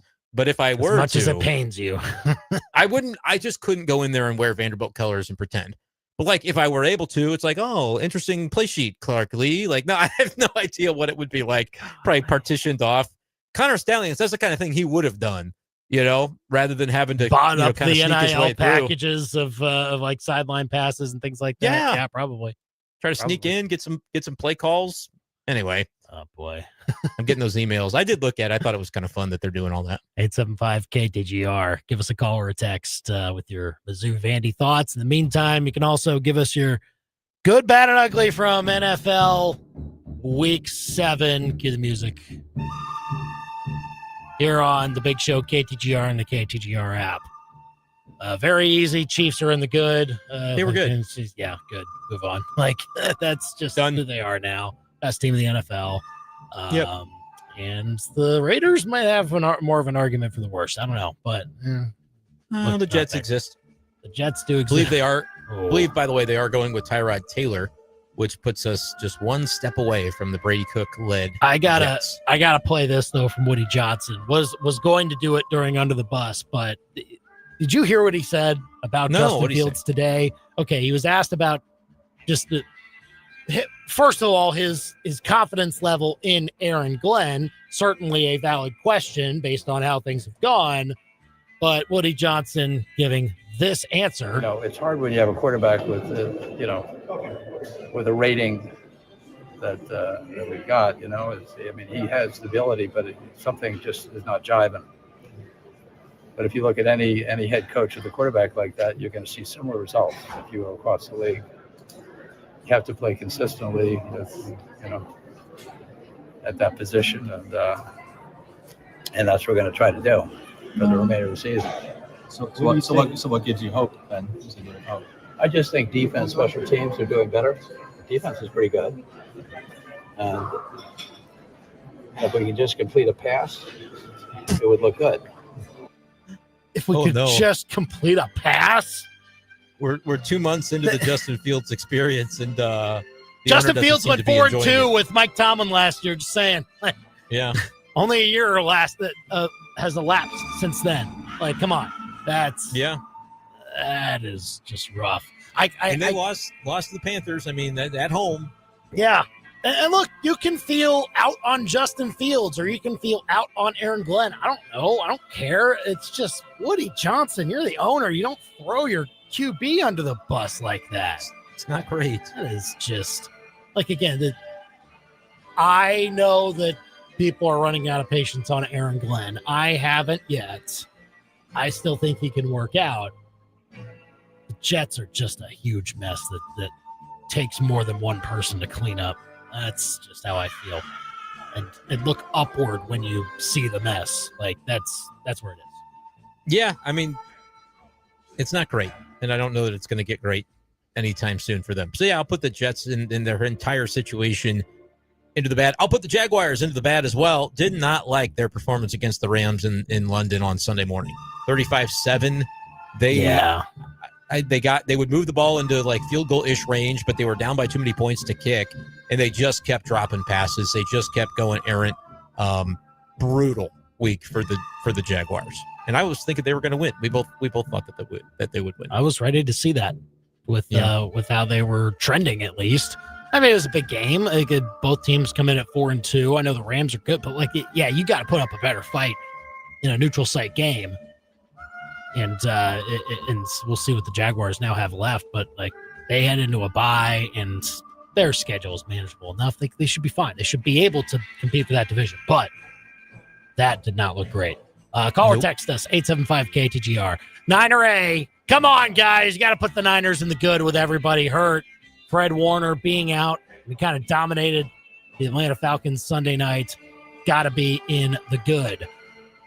Look, defense played very well. All things considered, that's the most impressive part, is that you miss two of your key defensive players, and you got to just see where things fit on that side of the ball, and they're able to hold a good Falcons offense to 10 points. That is good. I won't doubt it. That is very solid from the 49ers to get to 5-2 with all the injuries they've sustained. Yeah, and George Kittle was like the anti-fantasy football guy on Sunday night because he didn't catch a pass, but his impact in the blocking, his impact in the run game, his impact just being back on the field for that team was evident in the way that they played. Shane says the good was the Chiefs' dominant win. The bad was the Giants' meltdown. Oh, guys, you absolutely did melt down. You should have won that game. They absolutely I was ready did. to talk about in this segment how great the Giants are, how they're never going to lose again, and they lost the actual game that I thought was in the bag. What was it, 25-8 or something? They had it in the bag. It was within. What was the score? It was 26-8. 26-8. 10-14 left in the fourth quarter. It was 19-0 entering the fourth quarter. Yeah. What? How did they lose? They gave up 33 points in the single quarter. Oh, guys. Missed some extra points. That ended up being killer. Yeah, defensively, with Bo Nix running up and down against you. I can't. I want to like the Giants. I want to. That very clearly a better team with Jackson Dart at quarterback, and Cam Scatterbo is so likable, but good guys on that defense. But just, man, that. What do we think though about the Broncos? Because I know you've been kind of I'm still not lukewarm on them. No. Can I just mention that the Colts have turned themselves into a wagon? I don't think anybody would disagree with what the Colts. I do not disagree. You're right. I don't know about when they get to the playoffs, but they are going to be a very legit regular season team. Kind of reminds me of the Vikings that year where they won a million games. But the Broncos, if they hadn't messed up on that field goal against the Colts, Broncos would be sitting at 6-1 now. True. I mean, winning a lot of these games close, but the winning Titans, nevertheless. the Bengals, the Jets, and the Giants are part of their wins. They did beat the Eagles. Beat the Eagles at Philly. They've got their own issues. Lost I'm just saying, Chargers. When I can isolate it down to one play and have it be that leverage penalty on the field goal try against Indianapolis, and say, hey, if that hadn't happened, how do we view the Broncos if they're 6-1? Is all I think the narratives would be a lot more favorable. So we got to keep paying attention to them because the Chiefs have not won the AFC West yet either. And I'm starting to think I was wrong preseason thinking the Chargers were a bigger threat than the Broncos. Maybe it still is Denver. But when their schedule toughens up a bit, maybe that'll reveal that they're not quite as good as the record indicates, but they could even be better. That's what I'm saying. One play change would have their season looking like we'd be talking about, are they a Super Bowl favorite? All this crazy stuff. The answer would still be no, but the narratives are, even at 5-2, we're kind of still ignoring them. Here's the thing. You better beat the Cowboys this weekend if you're the Broncos. I know the Cowboys are not a great team. They're not bad, though, anymore. That offense can burn you. It's real. It's real fun for fantasy, too. Yeah, so, you're going to host the Cowboys in that offense. Yeah. You better take care of business against just a middle-of-the-road team. And not mess around. That's what I would think. Yeah, that's a big spot for them. Cowboys, though, they do go in the good. Yeah. I know that you were facing a more favorable situation with the Commanders. Jaden Daniels gets hurt during that game, didn't end up finishing the game, but they limited him pretty well while he was in there. Limited the Washington run game to my chagrin. I had Bill Krosky Merritt on underdog, didn't go well. But the Cowboy offense scoring 44 points and doubling up the Commanders. They're 3-3-1. You mentioned that Broncos game. Host the Cardinals the following week. Like, I'm paying attention to the Cowboys more than I thought I would be based on the way that they started. Rich texting in, good, Chiefs and Colts. Bad, Raiders and Giants. Ugly, the Dolphins organization. Yep. I don't know. How has Mike McDaniel not been? I have no idea. Yet? I don't get it. I don't know how you lose 31-6 to the Browns and all their issues and still keep your job. They're going to lose at the Falcons. They're going to lose against the Ravens. They're going to lose every game up until their bye week if they keep Mike McDaniel around. Like that'll happen. I don't know, because I really didn't think he was such a bad coach. But at this point, like, the results tell me that they aren't all in that locker room. No. He mentioned that everything's being evaluated with regard to quarterback too. They might start Quinn Ewers. Hey, they brought Quinn Ewers into the game in Cleveland for the end of that game, where Tua had gone 12 for 23, 100 yards passing, no touchdowns, 3 interceptions. Yeah, so man. they might be that. The Tua stuff might be done. That might be cooked. Adam says, good, the Chiefs are back. Bad Broncos for 3 quarters. Ugly Giants fourth quarter. Yeah, that makes a lot of sense there. The Monday night games. Yes, I was going to say, well, we've got to get to that. Well, let's start with the Lions. I mean, the Lions defense was unreal. Really showed me something. Yes. Yesterday. And I know the Bucs are losing skill players left and right. Like, they get Mike Evans back, and now he's out for the year. And then you still don't have Ibuka. You still don't have Godwin or Bucky Irvin. Like, everybody is. No, Ibuka played. Oh, he did? Okay. Right. But Bucky didn't play. Godwin, and they're both unlikely, questionable, at least for the next week. Losing Evans after he had come back. Was it a clavicle for him? He could just be kind of done. I mean, he's 32, 33 years old. That's been a guy who's been consistent for a long, long time, but he's not going to come back as himself. You know, that's unfortunate to see. Well, you never know. Like, 11 straight 1,000-yard seasons. By the skin of his teeth. He might just, come back and do that again. If not, the streak's over. He now is tied with Jerry Rice for the all-time lead for consecutive 1,000-yard seasons, I believe. And he's not doing it this year, obviously. No, he's not. That's a name that doesn't feel like Hall of Famer to me, but that's an impressive stat. He absolutely is a Hall of Famer. Is he? Mike Evans. Yes. Wow. I think he's done enough. I don't think of him that way, but I mean, the numbers are hard to argue with.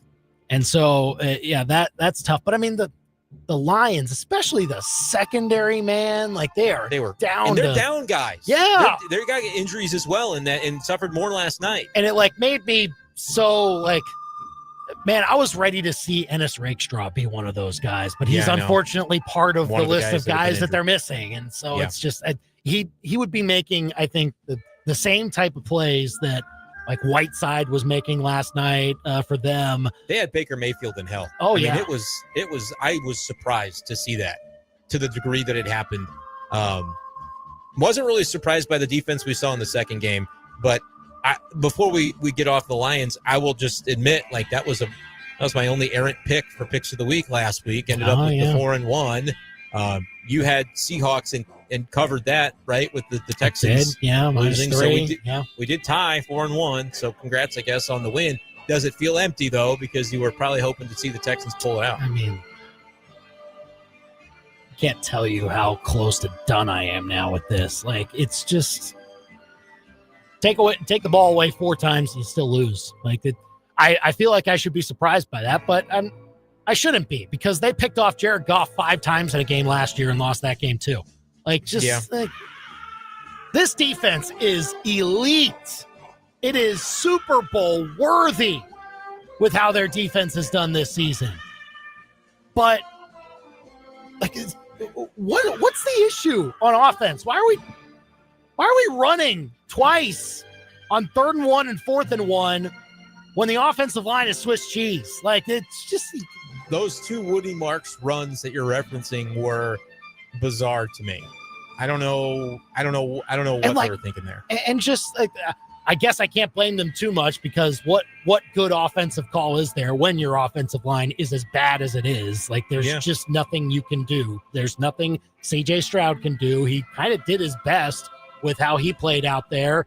And then you lose Nico Collins in the third or fourth quarter with the concussion. And so your best wide receiver, I suppose, at that point is Jaden Higgins, or as I like to call him, not Luther Burden. Like, so second pick of the second round, and they decide to go with the guy from Iowa State. Great. Love that. Was Burden the next pick? No, he was like the 7th or 8th pick of the second round, and but the Texans could have picked him. He was on the board. Could have gone with him. Start using him, by the way. I mean, he's been productive when he's touched the ball, but he's just not getting a lot of chances. Well, but the thing is, like, I saw on a did you see the 4th and 5 where Texans are trying to score at like the 6-minute mark? They just keep things alive. They've got all their timeouts. You can still see, like, if they score there, get in the end zone, then it can work for them. And they throw to Jaden Higgins on 4th and 5. And Brendan, it was a Brian Thomas Jr. like effort. Yeah, which is not a compliment. No, that's not complimentary. Like, it wasn't the best pass. Like, it was going to be a tough catch, but like, at least raise your hands higher than your shoulders when the ball is thrown your way. Like, as a rookie too, where it's like Brian Thomas might feel like he's done something in the league, so he can kind of just go, whatever. I'm already that guy. He'd be wrong, but if you're Higgins and you're trying to break in, Jalen Noel looks better as a rookie wide receiver on that team than what Higgins glad has they so picked far. him up later in that draft. I did want to bring Ben in, though, here real quick. You can't hide from this anymore, Ben, because yesterday, as we were trying to decide picks of the week, whether it was going to be me or Andy, we end up tying.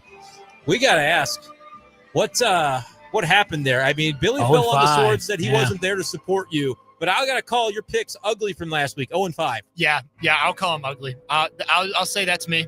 That's on me. I'll take that one. I'll take full responsibility from that. That was they both take not my greatest showing. You guys tried to bait me into it earlier in the year, saying, "Oh well, Billy went 1-4," but there's really no. We got to be better as a tandem together. So far, the producers are holding. They're holding, and they're keeping the morale high. Andy, I still think we can break them. We got time to break them. Well, I don't know what the season standings look like at this point, but I think that I don't know if there's been a change at the bottom. At least I was at the bottom. They're at the bottom. I think we are. I think we got moved to the bottom. Right. So get the morale back up, and it's a marathon, not a sprint. So we're still holding out hope for it. So we just got to work better together. But I think as long as we do that, we'll be okay. Okay, I just wanted to check on that since I know that we made fun of you yesterday and you weren't here for it.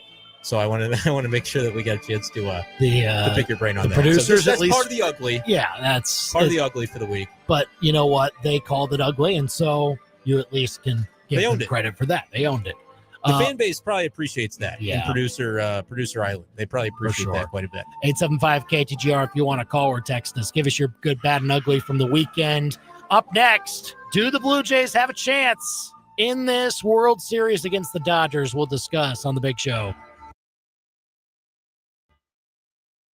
Follow The Big Show on Facebook, X, Instagram, and YouTube. And keep it here on your total sports station, KTGR. Right there. That hole opens up, and he did not hesitate to hit it.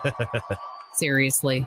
You don't have to live like this. Just trying to watch football and laugh at obviously hilarious things the broadcasters say. Your favorite team plays outside. You should be watching them outside on a Crutch's deck. Yeah, he got penetration there, but he just couldn't finish it. Get a custom outdoor football watching oasis with Crutch's Custom Exteriors. True beauty is on the outside. CrutchesCustomExteriors.com. Everyone has their go-to game day outfit. Maybe it's a comfy black and gold hoodie or that old hat you wear because it still hasn't been to a losing game. Hi, this is Sophie Cunningham, and if you really want to stand out on game day, talk to the team at Betch Jewelers in downtown Columbia. Rock your favorite team's colors with a beautifully designed, one-of-a-kind custom piece of jewelry from Betch Jewelers in downtown Columbia, our hometown jeweler. MIZBETZ. These beautiful moments begin at Betts. Begin at Betts. From elegant weddings to corporate lunches with flavor and flair, Courtyard by Marriott Columbia brings the party and the pros. It's the home of Main Event Catering, and with every event, you'll get an award-winning chef.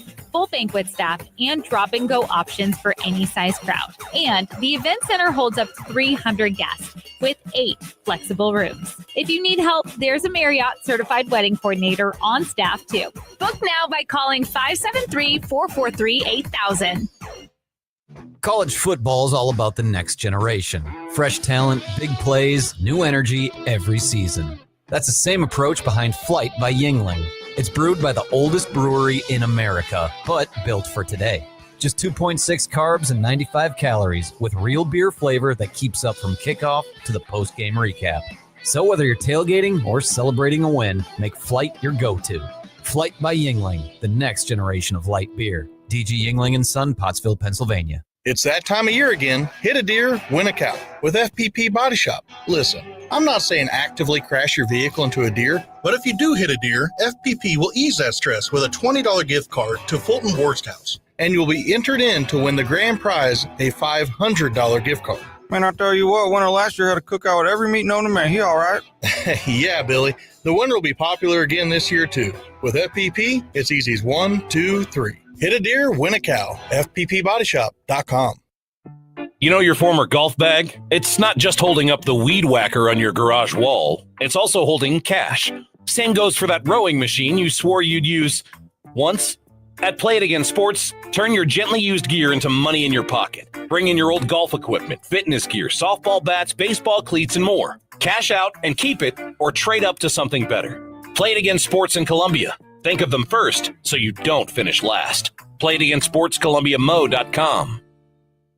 Time is running out for the best full and part-time jobs in Columbia. Miller's Professional Imaging, the largest photography lab organization in the United States, is hiring. If you are energetic and enthusiastic, Miller's Professional Imaging wants you. Miller's offers competitive salaries up to $23 per hour with monthly profit sharing and no experience necessary. Don't wait. Time is running out for the best job in Columbia. To apply, please fill out an application under the employment link at millerslab.com.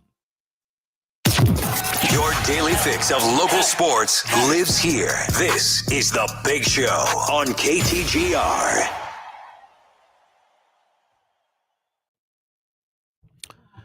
Good, bad, and ugly from week 7 of the NFL season. Call or text us at 875-KTGR if you want to weigh in on that. I don't think I got to Sam's yet. Sam says the good Chicago Bears. His Bears are in the good this week. Hey, we said just handle the Saints. Don't even really care how you look at doing it.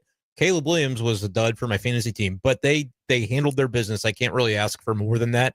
That was a don't get trapped by the trap game, and they handled it. They've got a good running back tandem at least working right now. Swift has impressed me. Monangai. And Monangai is good too. Yeah. I mean, and now 4-2.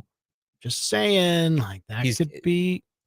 They've got an interesting defense developing as well. Like it's a decent team. It's a solid team this year. At the Ravens, at the Bengals coming up. Like that could be 6-2. I don't know if Lamar Jackson plays. Win one of those games. Ideally, you get them both, but it's hard to say win twice in a row on the road. But split them, and you're still sitting in a solid spot for a wild card bid. Yeah, like now's the time for them to make some hay. The middle portion of their schedule is a lot easier than the back portion of it, the back third, if you will. But we'll see what it looks like for the Bears. That was impressive, I thought. How about an interesting stat here? There are, I'm counting them now, 5 teams in the NFC with 5 wins. Yeah. And yet none of them are the current 1 seed in the NFC standings. It would be the Packers because they're 4-1-1 win percentage, and they haven't played a 7th game. So that's kind of fun. There's 6 5-2 teams. 6 of them. Are there 6? Yeah. That's what I'm seeing. 1, 2, 3, 4, 5. You're right. There are 6. Eagles, Lions, Buccaneers, 49ers, Seahawks, Rams. And then you've got the 4-2 Bears that we were just discussing as well. They've had their bye already, so they're a game behind. It's crowded. Which of those 5-2 teams right now are you looking at and pressing the fraud alert on? Anybody that you're not sure about that's 5-2? Fraud alert? Like the Bears, I will say I'm thinking they're going to have a hard time surpassing those other teams, but their schedule may be manageable. But is there anybody that's 5-2 where you're going, I don't really see it? They're going to fade out.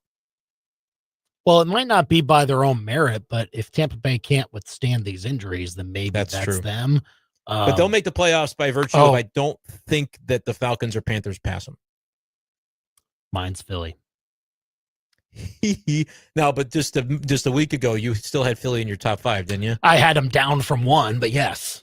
Okay. I thought they were the best in the league, and then I dropped them down. Did not Vikings, drop them from the top 5, but Vikings should have gotten them this week. I thought so. Vikings let that one slip away a little bit at Yeah. home. And so now the Eagles skating away like that. NFC is tough. It's hard to There's say. not a lot of bad teams in the NFC this year. It's hard to say that the Rams are that because the Rams looked really good in London. Yeah, but I mean, the Rams, I trust McVay. Maybe the teams that they're facing, they haven't quite, gotten the best shot. I don't know that 10-7 is a guarantee to get you in the NFC this year. Well, it's not a guarantee to win that division. That's for sure. It's a loaded division. No, not with 3, 5, and 2 teams. Yeah, and so I'm just thinking wild card though. Right. Yeah. It'll be interesting to see how the Bears hold up. The Cowboys will be kind of a wild card in that whole thing. They're not 5-2. Like there's 6 teams at 5-2. Close though. I mean, they're 3-3-1. Carolina won't hold up. They're 4-3, but I mean that's kind of nice. Atlanta's Falcons, kind of a wild card. They're 3-3. Yeah.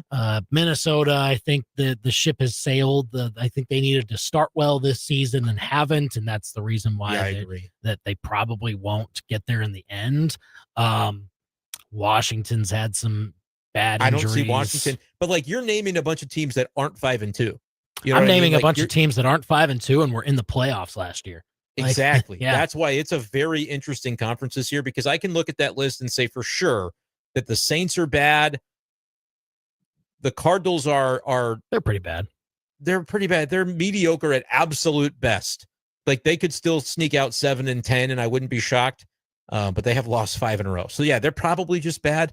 And this will be Kyler's last year as their quarterback too, if I had to predict. I think so. And the Giants, I don't think are bad. I think they were bad and now they're mediocre.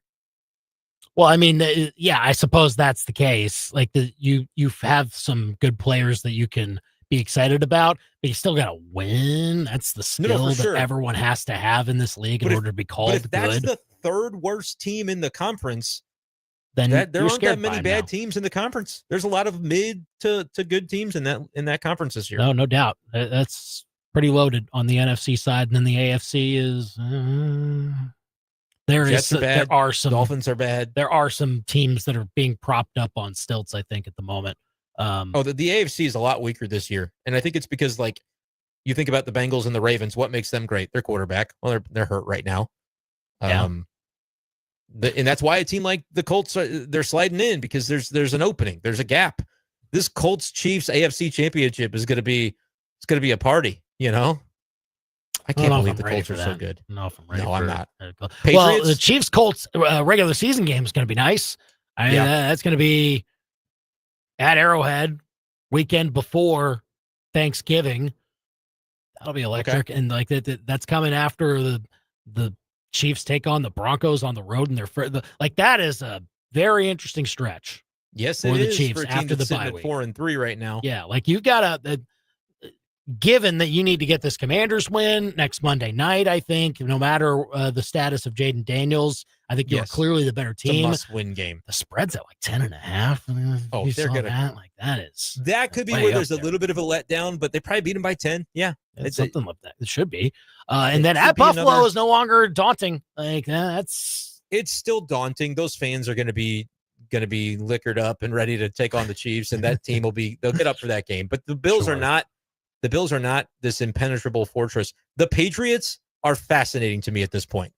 At 5-2, they do not have a difficult schedule. Let me read off some of their teams coming up. They host the Browns. They host the Falcons. They go to the beat-up Buccaneers. They host the Jets. Go to the Bengals. Host the Giants. Like, that's a 6-game stretch before they play the Bills again. And are any of those games that you say there's no way the Patriots can win? I think they go 4-2 in that stretch at least, to get to then 9-4 heading into that next matchup with Buffalo. They can win that division. And I, for one, I think I kind of have to hope that they do, because I did a thing before the season. I don't know if I told you about this. I did a thing. I have just a little sneaky little $5 Drake May MVP ticket. And would you believe that Drake May, listen to this, right now MVP odds, or as of yesterday, as the Bucs game was kind of going on, so I don't know if Baker has changed since then. Mahomes was the most likely MVP at like plus 150. Josh Allen 2, Baker Mayfield 3. Drake May number 4 right now in like the likelihood of MVP odds. So look, my ticket was like to win $500 or something ridiculous on Drake May. Just like a couple of young quarterbacks that I thought could take a step forward. I did one on Caleb Williams, that's a bust. Did one on Trevor Lawrence, that's a bust. But that Drake May one he's in the mix if the Pats keep winning. He's in the mix. Pats going to win it. Mahomes is going to win it, but still. Mahomes will win it. The Patriots will still finish with a very good record. I don't think the record will be indicative of the kind of team that they are, but they'll finish with a good record. They play a very, the dangerous quarterbacks that they face are Baker Mayfield, Josh Allen, most likely Lamar Jackson when it's late in the year, December 21st. I mean, I think at the most be healthy by then, but it'd be interested to see how the Ravens treat it if they by then. They might be done. That'd be an interesting case study for how they treat that. They're 5-2 and they haven't played the Jets yet. Yeah, they get the Jets twice. How'd that happen? And they get one more against the Dolphins still. Yeah, man. They will be Patriots are making the playoffs. They will be an 11-6 team that is not built upon any kind of merit for other 11-6 teams. Like the 11-6s that you see elsewhere in the league will have a much more hard-fought 11-6 than the Patriots will have. They have a good coach. Our next top 5, bottom 5 has to be coaches. We have to do coaches as our next edition of top 5, bottom 5 because there might be some Vrabel action on this list. Why? Because I may or may not put him in my bottom 5. I think I might put him in the top. The way things are going. No. We'll see. No. Well, we got to run the numbers. We got to crunch the numbers a little bit on that. But I think I might do the thing I did last time and make my 5th worst coach Mike. Just Mike. That was a good reference at the time. The Patriots are minus 550 to make the playoffs. Why even bother betting it? It's a shoo-in at this minus 550. Yes, they're a good team with a soft schedule that I don't see how they win fewer than 10, 11 games. And the AFC does not almost have like if I could bet the opposite, challenge. There's almost value there, I think. It's a yes-no market. It's like plus 450 on no or something. I might just do that and just wait for the bottom to fall out. How many? 7 make the playoffs? Is that the number? 7 teams make the playoffs, yes. Patriots, Bills. I'm glossing over the North for a moment. Colts, you're going to get in. Chiefs. Another AFC West team will make it other than the Chiefs. Yes.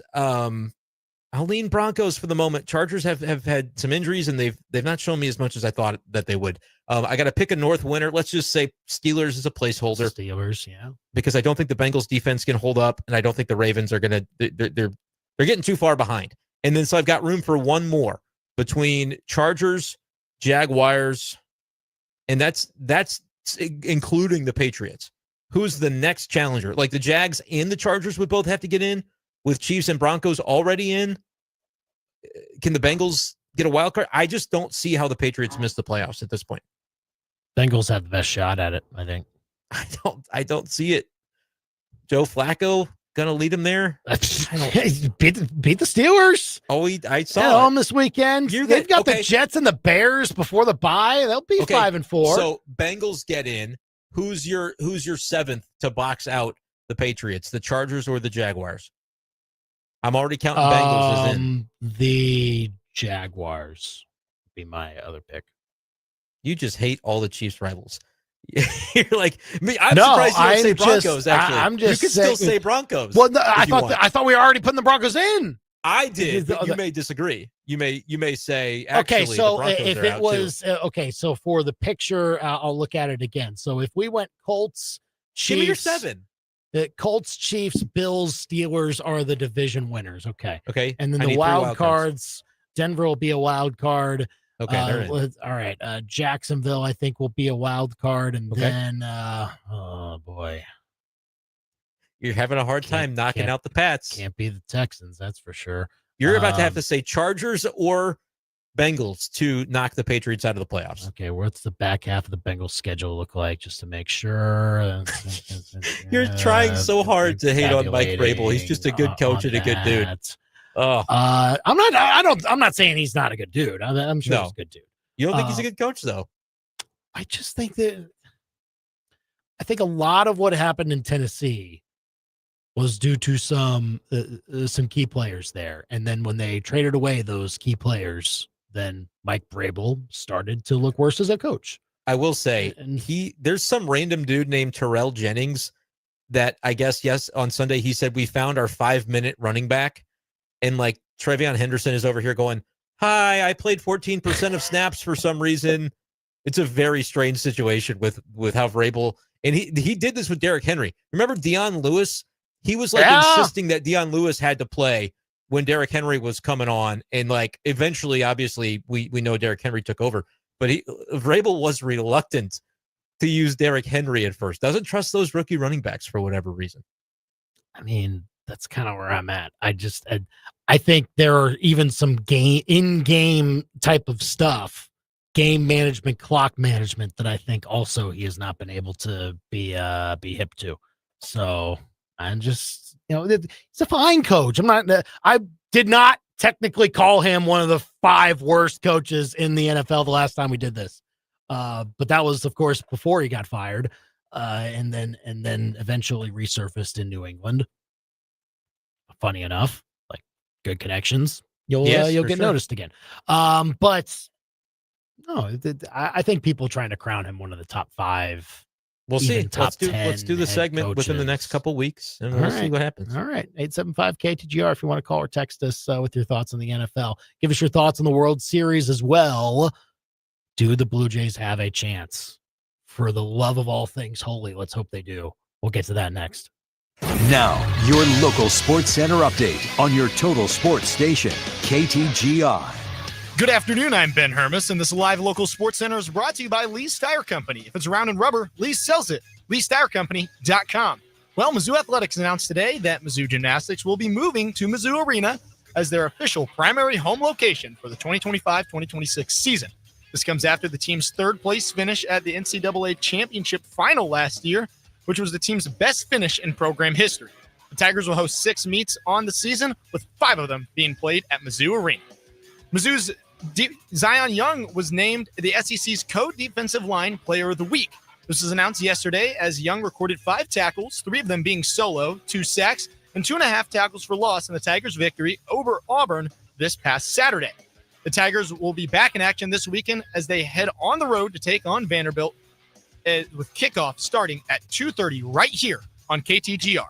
And the St. Louis Blues are back in action tonight as they gear up to take on the Los Angeles Kings. The Blues enter tonight with a record of 3-2, while the Kings enter with a record of 1-3-2. Puck drop from the Enterprise Center is at 7 o'clock. Your ABC 17 Storm Track forecast is brought to you by Steve's Pest Control. The fall invasion is here. Call Steve and the pros at Steve's Pest Control today to help stop the fall pests from invading your home. Call or go online to stevespestcontrol.com. I'm ABC 17 Storm Track Chief Meteorologist Jessica Hafner. I'm tracking a cold night as winds start to die down. We'll drop down into the upper 30s to about 40 degrees, possibly seeing some patchy frost north of I-70 by tomorrow morning. We'll see lighter winds tomorrow, mostly sunny skies with a high near 65. Frost possible in some spots again by Thursday morning as we drop into the upper 30s. I'm ABC 17 Storm Track Chief Meteorologist Jessica Hafner, and that's your ABC 17 Storm Track forecast on your total sports station, KTGR. It may not be a Tiger home game, but the party still goes on. KTGR and Yingling are hosting watch parties for every MU football road game this season at the Deuce Pub and Pit. Hang out with the hosts of The Big Show. Enjoy free flight by Yingling while they last and root on the Tigers. Plus free giveaways and a chance to win tickets for future football and basketball home games. Hey, it's Andy. We'll see you at the Deuce this Saturday at 2:30 when the Tigers take on Vanderbilt. Find all the details on the KTGR app. Hi, everyone. Andy Humphrey here for ProfitShares.com. If you like getting sports predictions right, if you like winning gift cards, or you like donating to some very special causes, then ProfitShares.com is for you. Go and sign up if you haven't already. Totally free to play, does not cost you a thing. Once you sign up, they start you out with what they call profit dollars, which you can use to then make your sports predictions. You can pick every college football game if you want, every pro football game, compete against others who are doing the same thing. And if you get more things right than them, well, you earn more profit dollars. And then you can use those to redeem them for gift cards to some places like Chipotle, Chick-fil-A, Target, Starbucks, or you can redeem the points to then have Profit Shares donate to a special cause on your behalf. Places like Folds of Honor, Boys and Girls Clubs of America, other great nonprofits that you can support. So go and check it out today. It's PROPHET shares.com, ProfitShares.com. Go and sign up to make sure you're a winner this week. My name is Taylor, and I have had insurance with Phyllis Nichols and her team for over 9 years. One of my first and only auto claims for me personally came when we were on a long road trip, and I was maybe following a semi-truck a little too close, and we all know when those rocks pop up, crack your windshield. First thing I did the next day was call Phyllis. Phyllis handled the whole thing. She got us into, I think, one of the local vendors to replace our windshield, and within 24 hours, it was done, it was over, and made it a very seamless process. Shangri-La is proud to be a part of every black and gold home game this season at the Zimmer Tiger Tailgate. Swing by our tent to play games, win prizes, and hang out with Missouri's top team of cannabis aficionados. Want to join the fun? Pick up your free Tiger Tailgate tickets at any Shangri-La location. Then come find us on game day. We'll be bringing the energy, the prizes, and the community spirit that makes Tiger football unforgettable. Shangri-La Dispensaries is paradise found. ShangriLaDispensaries.com. I'm Michael Agnew with API Project Fitness. At API, we're dedicated to helping you reach your fitness goals with workouts that are motivating, challenging, and effective. Our group classes are high energy and designed to maximize your time with efficient movements and smooth flow. There are real results here to find, whether you're just starting out or ready to push it to the next level. API is where hard work meets progress. Everyone needs a fitness routine. Let us be yours. Sign up today for a free trial at APIProjectFitness.com. This is Nevada Schauke with True Sun Exteriors and Interiors, and I'm the Exterior Director of Sales. In the construction industry, the last few years, we've had a roller coaster ride. One thing that has stayed pretty consistent or common is that vendors have continued to raise prices on materials. We have called up to collaborate with some of our large vendors that we work with to offer some year-end promotions. If you're looking to replace your roof, upgrade your deck to composite, replace your old worn-out windows and doors, give us a call.